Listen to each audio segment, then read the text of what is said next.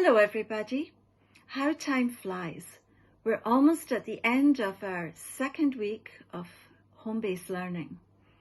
This week, as I was looking at ways to further support home-based learning, I came across a really interesting article in the World Economic Forum website.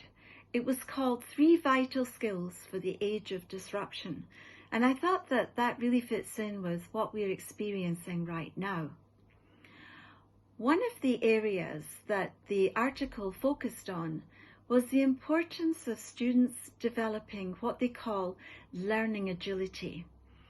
And what that means is that students need to develop a comfort level with trying new things, with trying things in a new environment, with learning new skills. And that they also need to see failure or making mistakes as a form of learning, and that they use these mistakes as a way of developing themselves.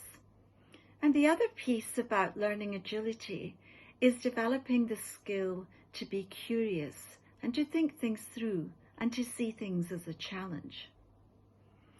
The other piece that the article mentioned was the importance of students developing resilience. Resilience is really about creating a mindset shift. It involves learning to identify the opportunities in a difficult situation and not just the downside, and to focus on these opportunities as a way to develop. It's also about avoiding what they call the victimization mindset. So avoiding thinking things like, why is it happening to me? Why was my holiday spoiled? Why can I not go out to play? But to turn the situation that they're in into something positive. What can I do differently now in this particular context? The third piece of the 3 vital skills was something called grounded optimism. And that fits very nicely into the idea of resilience. Grounded optimism is really about focusing on the positive, focusing on what is positive about the situation that we're in right now. How am I forging closer friendships with my family? Or my friends, even my friends overseas that normally I don't have time to speak with.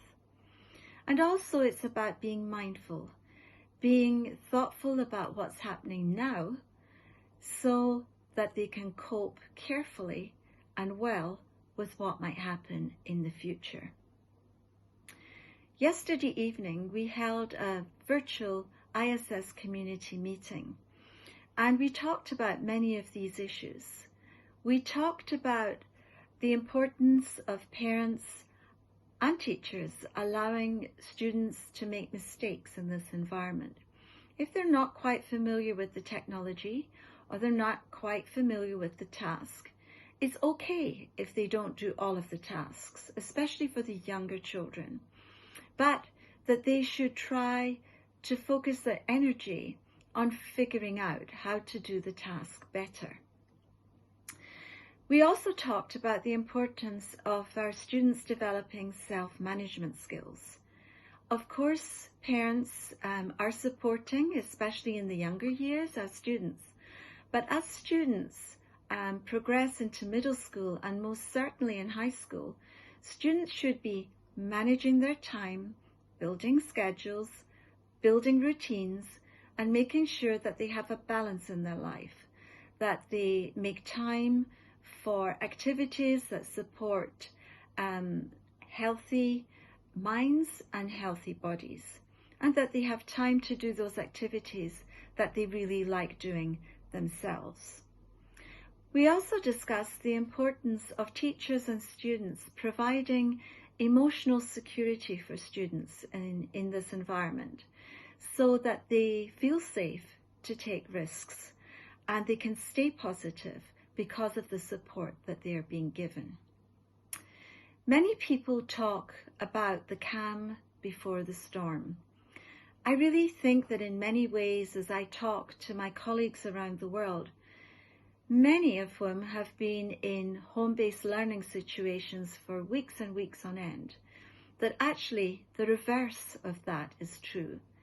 That actually the transition to home-based learning is almost like a storm before the calm. It does get much easier as students become familiar with the technology, with the expectations of teachers, and they build those routines. And parents too, many of whom we know are working and balancing different roles, are able to build their routines around the teachers and the students' needs as well. Once again, thank you all so much for your support. I'm so happy that we're able to keep the learning environment as normal as is absolutely possible in this age of disruption. Thank you.